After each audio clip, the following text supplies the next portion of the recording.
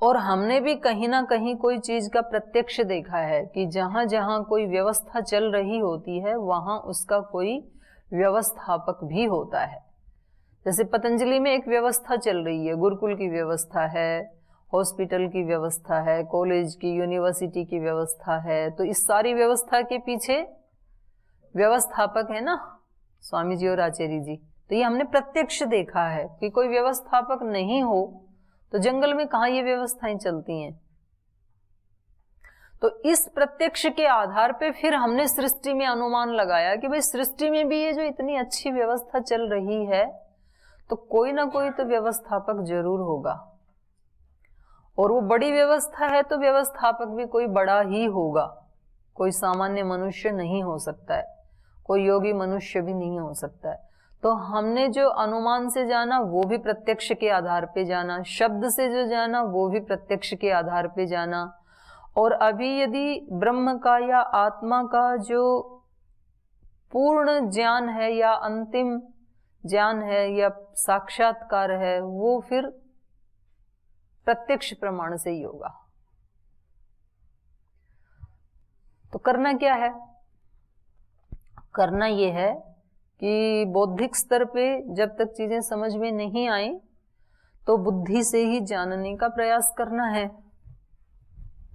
तो उसमें शास्त्र को भी पढ़ना है, अपने आचार्य से भी पूछना है, प्रश्न भी पूछना है, फिर बुद्धि के स्तर पे हमें क्लियर हो गया। अब क्या करना है? बुद्धि पे क्लियर होने के बाद प्रत्यक्ष के लिए अभ्यास करना है। अभ्यास भी तो करना पड़ेगा, दोनों काम करने पड़ेंगे ना। तो ये साथ साथ करना है, शब्द से भी जानना है, अनुमान से भी जानना है, प्रत्यक्ष के लिए पुरुषार्थ भी करना है, प्रयास भी करना है। और कोई किसी का प्रश्न है?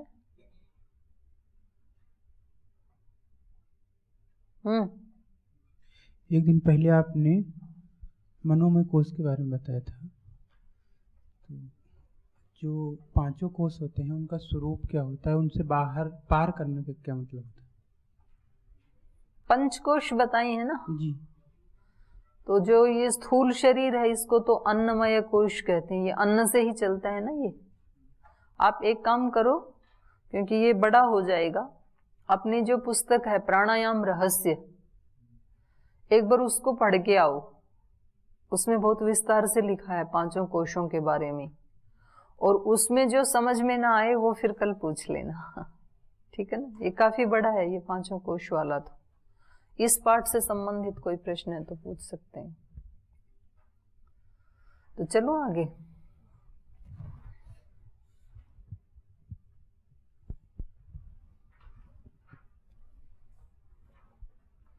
तो अर्जुन को कल शंका हो रही थी, वो कह रहे थे कि जी ये जो आपने बताया है ना ये स्थिर रह पाएगा, मुझे ऐसे नहीं लगता है, क्योंकि मेरे मन की स्थिति वैसी नहीं है। तो उन्होंने कहा कि देखो ये मन है ना ये चंचल है, प्रमाथी है, बलवद है, बलवान है, दृढ़म हठी है। उसका निग्रह करना, उसको वश में करना, ये तो ऐसे ही है जैसे वायु को वश में करना है। अब ये विचार करते ही मान लो उसने हथियार डाल दिए, अभी प्रयास भी नहीं किया, अभी मतलब सुनते ही हथियार डाल दिए अर्जुन ने, युद्ध के लिए खड़ा भी नहीं हुआ। पहले भी ऐसा ही किया अर्जुन ने, दोनों सेनाओं को देखते ही बोले मैं तो नहीं लड़ूंगा। तो युद्ध कर तो सही, ज्यादा से ज्यादा क्या होगा, मारा जाएगा युद्ध में, इतना ही तो होगा। तो युद्ध तो कर। तो कह रहा मेरे से तो, मेरा तो मुख सूख रहा है और मेरे हाथ से धनुष छूटा जा रहा है, बिना ही युद्ध के हथियार छोड़ दिए। अब फिर ये सारा योग का सुना, सारा उपदेश, और सुनने के बाद बोलते मेरे को नहीं लगता है कि ये स्थिति स्थिर रहने वाली है। तो ये अर्जुन किसका प्रतिनिधि है? हम सब का प्रतिनिधि है। हम भी ऐसे ही करते हैं, अभी प्रयास भी नहीं किया, करके तो देखते कुछ 15-20 मिनट, 15-20 दिन, 2-4 महीना, एक एक दो दो घंटा बैठ के तो देखते ध्यान उपासना में, उसके बाद ही कहते कि जी ये नहीं हो पाएगा। पहले ही दिन बोल दिया, सुनते ही कह दिया। तो ये अर्जुन हमारा प्रतिनिधि है। तो अर्जुन ने कहा कि ऐसे नहीं लगता है। तो संसार में भी 99% लोगों की यही स्थिति होती है। वो पुरुषार्थ करने से पहले ही हार मान लेते हैं। अगर पुरुषार्थ करें पहले और उसमें सफलता ना मिले तब कहें, तब तो ठीक है। इसलिए सब लोग 99% लोग महापुरुष नहीं बन पाते हैं, 1% लोग ही महापुरुष बनते हैं। वो कहते हैं ठीक है, करके देखेंगे, कठिन होगा तो छोड़ देंगे। तो जो ऐसे फिर चलते हैं उनमें भी सारे सफल हों ये जरूरी नहीं है। तो उनमें भी कुछ ऐसे होते हैं कि अब करना या मरना, पाना है तो इसी को पाना है, और नहीं पाना है तो भी सारे संसार की चीजों को पाके भी क्या करूंगा, वो मेरे किसी काम की नहीं है। नचिकेता की तरह जो दृढ़ निश्चय होता है ना कि ये सब धन दौलत हाथी घोड़े ये सब लेके भी क्या करूंगा, आज हैं कल नहीं रहेंगे, लेना है तो यही लेना है, वो फिर पा जाते हैं। और ये तो लड़ने से पहले ही हथियार छोड़ बैठा भला आदमी, लेकिन सौभाग्य से इसको गुरु ऐसा मिल गया, गुरु नहीं छोड़ रहा इसको। तो इनके गुरु जी पीछे लगे हैं। तो देखो अभी वो उत्तर दे रहे हैं। तो ये श्री भगवान वाचे, कृष्ण उसका उत्तर दे रहे हैं। असंशयं महाबाहो मनो दुर्निग्रहं चलम् अभ्यासेन तु कौन्तेय वैराग्येण च गृह्यते असंयतात्मना योगो दुष्प्राप इति मे मतिः वश्यात्मना तु यतता शक्यो वाप्तुम् उपायतः। तो पहले इनका उत्तर पढ़ लेते हैं, ये क्या कह रहे हैं। इन्होंने कहा महाबाहो, हे महान भुजाओं वाले महान बलशाली अर्जुन, असंशयम, इसमें कोई शंका नहीं है, मनो दुर्निग्रह, कि मन जो है ये बड़ी मुश्किल से ही इसमें वश किया जा सकता है, इसमें कोई संशय नहीं है। ये ऐसा नहीं है कि एक बार इसको पुस्तक में पढ़ाया और अब ये वश में आ जाएगा, ऐसा नहीं है। क्योंकि कितने करोड़ों करोड़ों जन्मों का अभ्यास ऐसा ही है कि खुला छोड़ रखा है जन्म से लेके अब तक। कभी नकेल तो पकड़ के देखी ही नहीं हमने मन की, कि कौन सा काम करते समय कौन सा विचार उठा रहा है, कौन सा भाव उठा रहा है।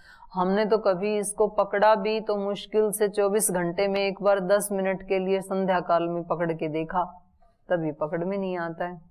बाकी सब समय तो खुला छोड़ के रखा। और ये केवल इस जन्म की बात थोड़ी है, ऐसे लाखों करोड़ों जन्म बीत गए, सदियां बीत गई, युग बीत गए।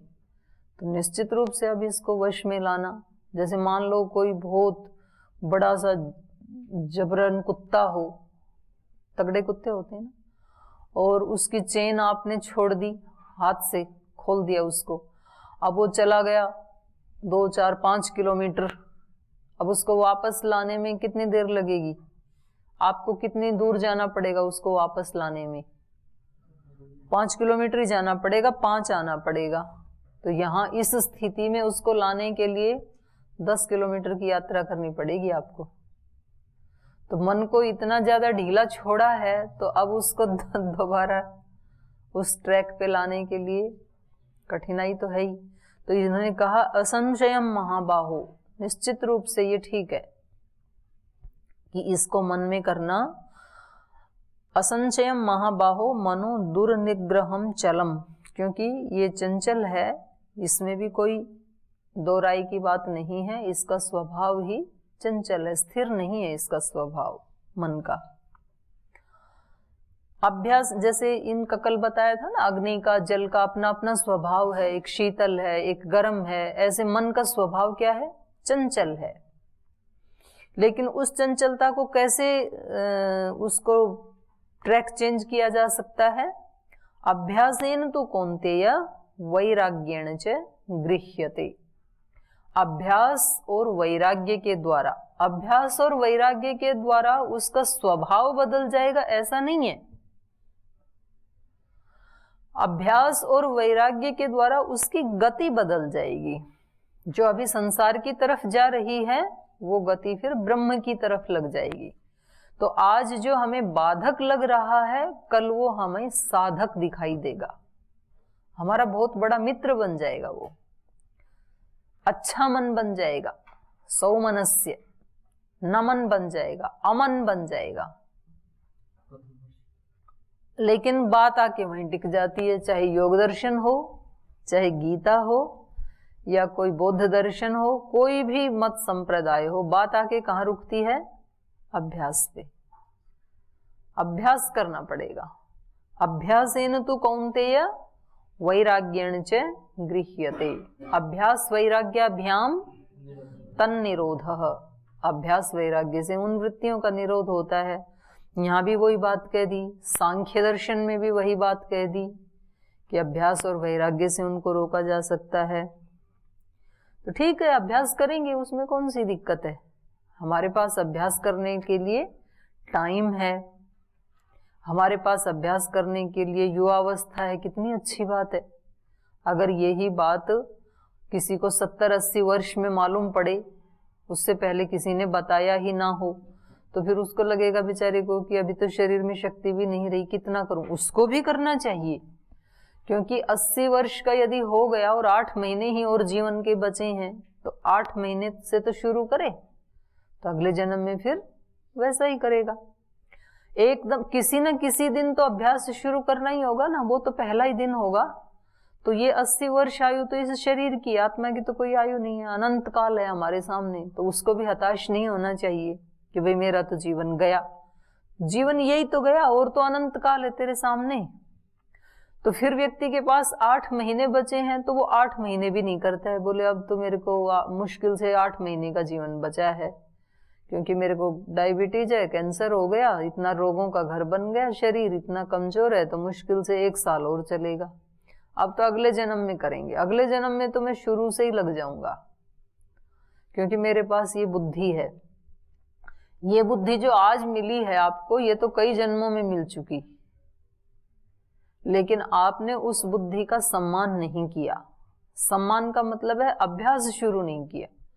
और जो अभ्यास आज शुरू नहीं किया तो अगले जन्म में पैदा होते ही शुरू हो जाएंगे, ये कैसे संभव हो सकता है? अगले जन्म में पैदा होते ही वो ही अभ्यास शुरू होंगे जो आज करते करते मर रहे हैं। रात को जो कार्य करते करते आपने छोड़ा था, अगले दिन सुबह उठ करके आप वहीं से प्रारंभ करते हैं। किसी खेत की कटाई कर रहे हैं, फसल की कटाई कर रहे हैं, तो रात को जहां छोड़ के आए थे, अगले दिन जाके कहां से काटना शुरू करेंगे? वहीं से शुरू करेंगे जहां छोड़ा था। आप कोई खड्डा खोद रहे थे पानी निकालने के लिए, और रात को जहां छोड़ के आए थे, अगले दिन की खुदाई कहां से शुरू होगी? जहां छोड़ के आए थे। ऐसा ये जीवन भी है। सफाई कर रहे थे अपने ग्राउंड की, रात हो गई, छोड़ दिया, अगले दिन की सफाई वहीं से शुरू होगी जहां छोड़ा था। तो जो अभ्यास करते करते हमने जीवन छोड़ा था, अगले जन्म में पैदा होते ही हम उन्हीं अभ्यासों का अनुसरण करते हैं।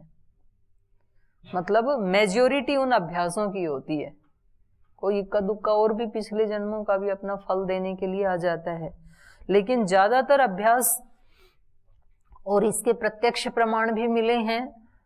कुछ बच्चे ऐसे होते हैं ना जिनको 4-5 साल की उम्र में ही कितने श्लोक याद हैं, पूरी पूरी गीता याद है, तो ऐसे अपवाद रूप होते हैं। तो ये मतलब इतने छोटे बच्चे सबको तो होता नहीं है, उसी को ही क्यों हुआ?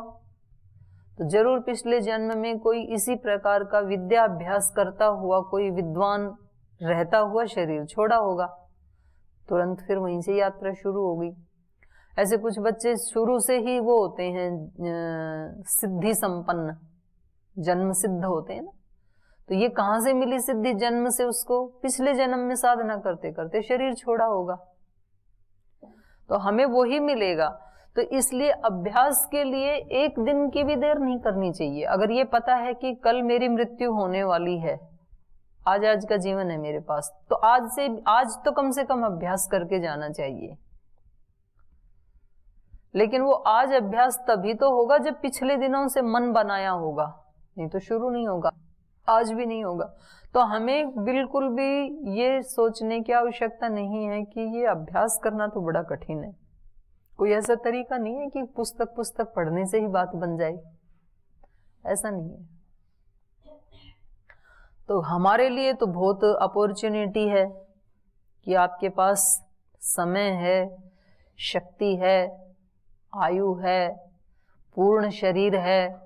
अब किसी के पास बेचारों के जो दिव्यांग होते हैं तो उनके पास एक एक इंद्रिय की कमी होती है, तो उसका क्या दर्द होता है वो तो वही व्यक्ति जानते हैं। जिसके पास आंख नहीं है वो कैसे जीवन चलाता है बिना आंख के, कैसे जीवन चलाता है बिना कान के, बिना पैर हाथ के।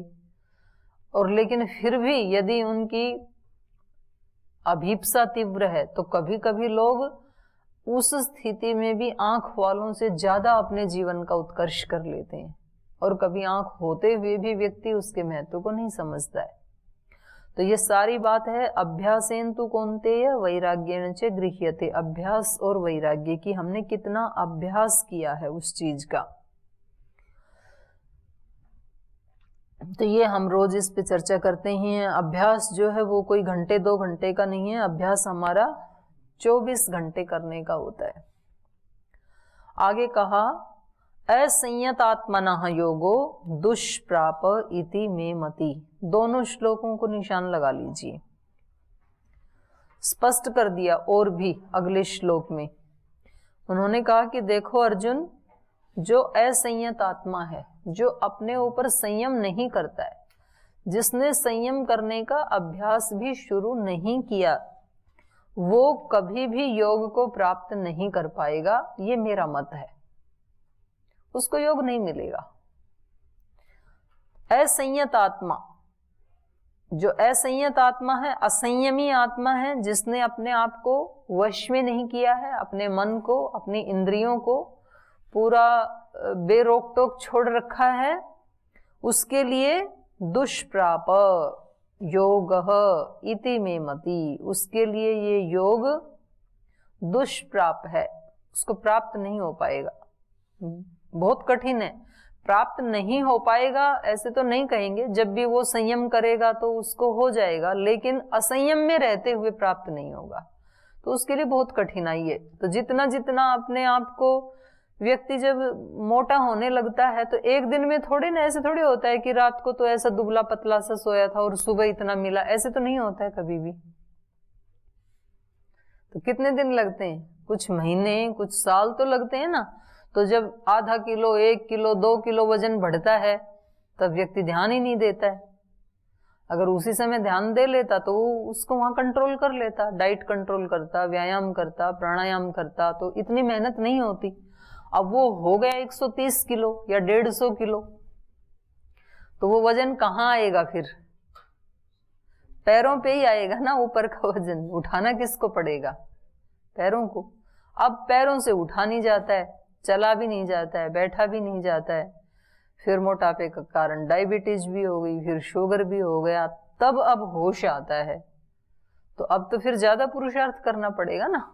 तो पहले तो कम करना पड़ता, अब ज्यादा करना पड़ेगा।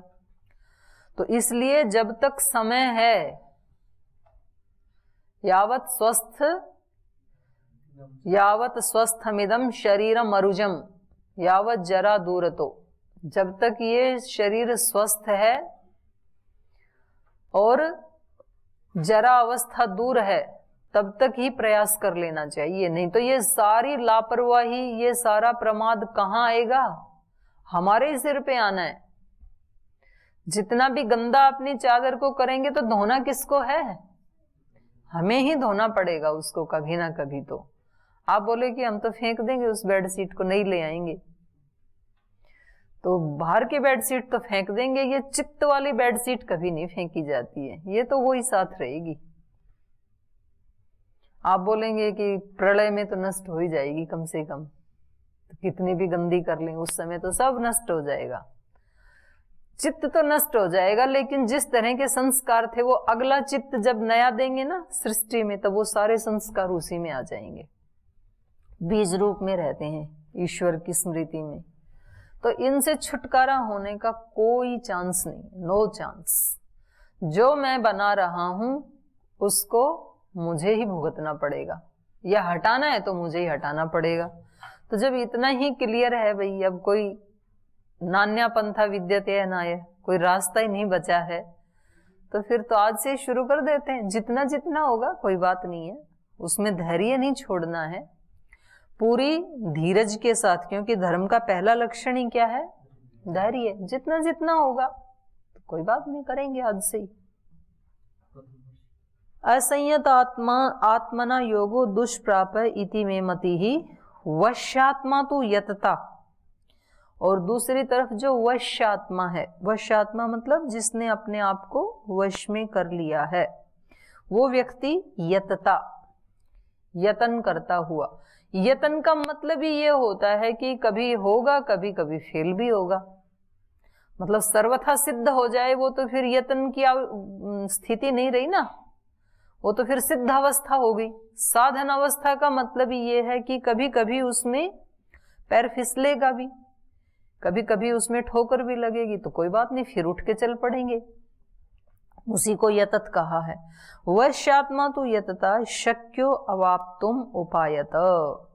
तो जो वश्यात्मा है, जिसने अपने आप को वश में कर लिया है, वो तो यतन के द्वारा अवाप्तुम उपायतः अवाप्तुम शक्य, तो वो प्राप्त करने के लिए ये जो उसका यत्न है, इस यत्न से, यतता उपायतः, यत्न रूपी उपाय से शक्य उसको प्राप्त कर सकता है। यत्न करता हुआ वो तो कभी ना कभी उसको प्राप्त कर ही लेगा।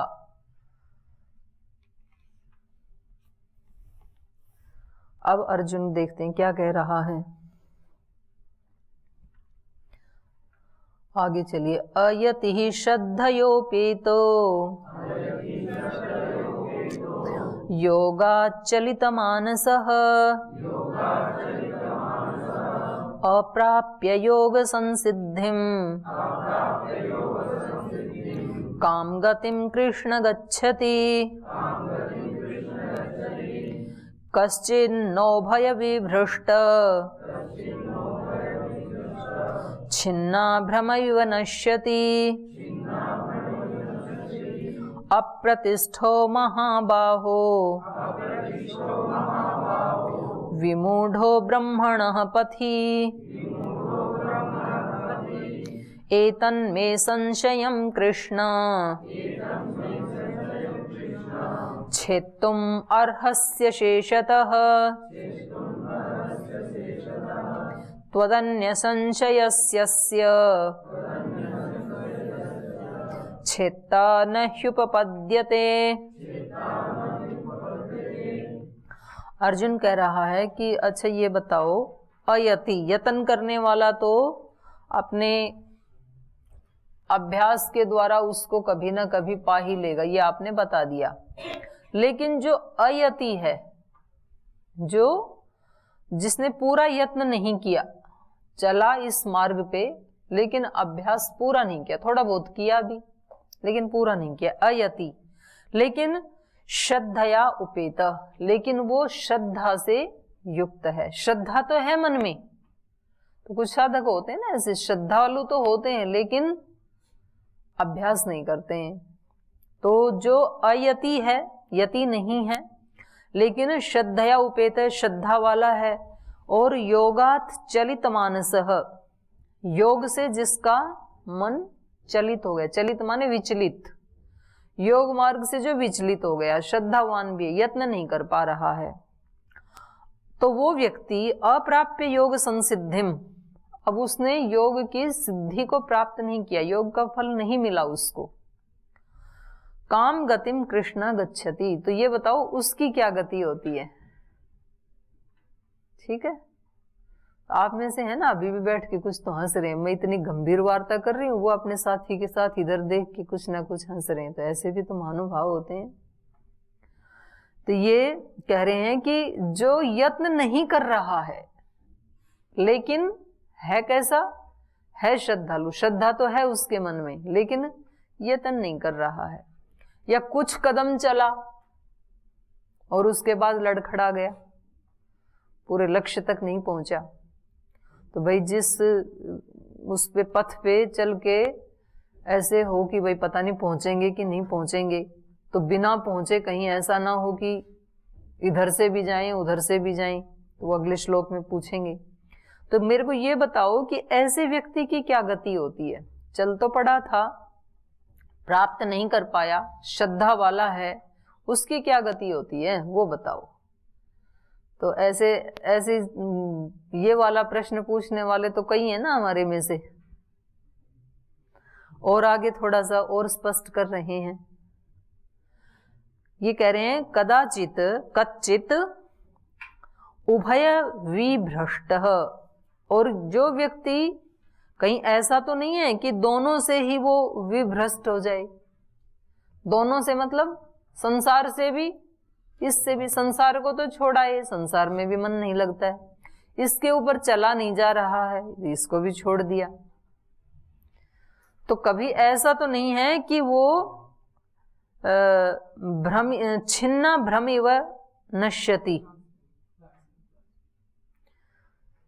तो कहीं ऐसा तो नहीं है अभ्र की तरह, छिन्न अभ्रम, अभ्र मतलब बादल, तो छिन्न हुए बादल की तरह, जैसे बादल बिखर जाए, ना तो बरस पाया, वर्षा भी नहीं की उसने और बादल भी नहीं बना रहा, तो ऐसे बिखर जाते हैं ना आकाश में, उसका अस्तित्व ही खत्म हो जाता है फिर।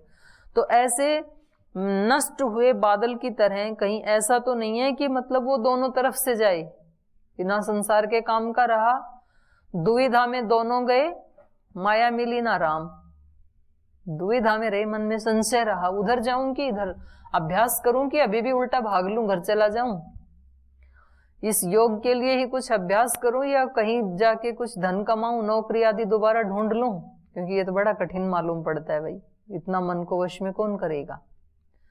तो ऐसे संशय जब आते हैं व्यक्ति के मन में, तो फिर ऐसे ज्यादा लंबे समय जो इन संशयों में रह जाता है, तो इस दुविधा में फिर दोनों जाते हैं, दुविधा में दोनों गए, ना माया मिली ना राम मिला, क्योंकि पुरुषार्थ ना उसके लिए किया ना इसके लिए किया, तो नहीं किया तो मिलेगा क्या, कुछ भी नहीं मिलेगा फिर।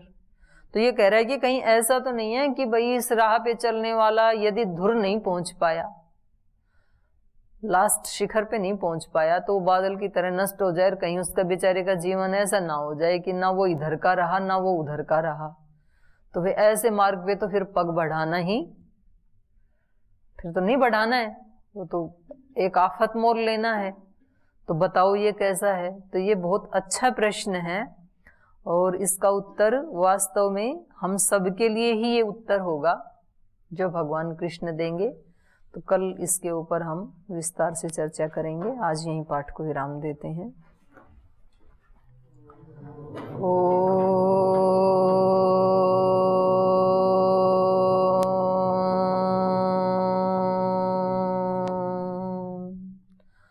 शांति शांति शांति।